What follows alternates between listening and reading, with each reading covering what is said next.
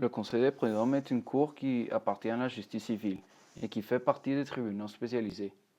Le Conseil des prud'hommes est compétent pour tous les litiges entre un salarié, apprenti et stagiaire, et son employeur de droit privé.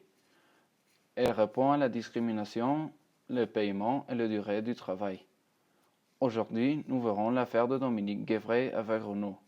Nous commencerons par expliquer le litige en cause, nous suivrons avec le déroulement du procès et nous terminerons avec le verdict.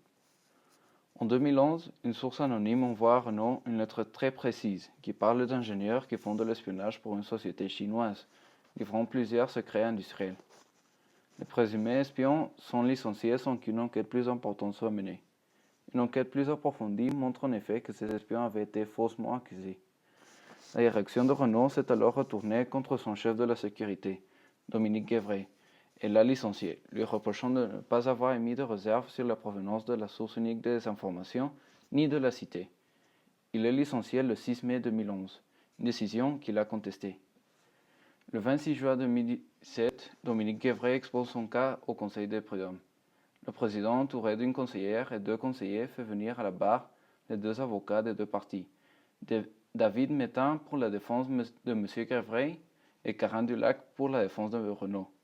M. Guévray a demandé la nullité du licenciement, avec comme conséquence de cette nullité le paiement du préavis congé payé et d'autres demandes, ainsi que 70 000 euros pour licenciement sans cause réelle et sérieuse, 305 000 pour licenciement à caractère vexatoire et finalement la reconnaissance par le Conseil de l'absence de cause réelle et sérieuse. On lui reproche d'avoir rédigé des rapports à charge, tandis qu'on n'a pas trouvé une seule pièce d'évidence où il a écrit la moindre ligne sur les 3 salariés espions, d'avoir tué le nom de l'informateur ou d'avoir reçu des centaines de milliers d'euros sur son compte.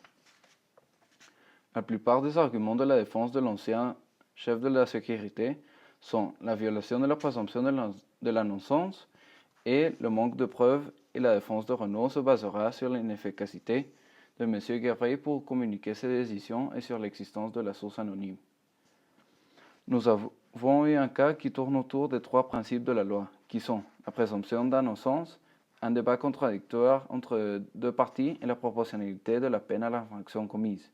Le Conseil des prud'hommes de Boulogne a décidé de confirmer le licenciement par faute grave le 26 septembre 2007, marquant la défaite de Dominique Guévray, mais une enquête pénale est en cours pour faire toute la vérité sur l'affaire.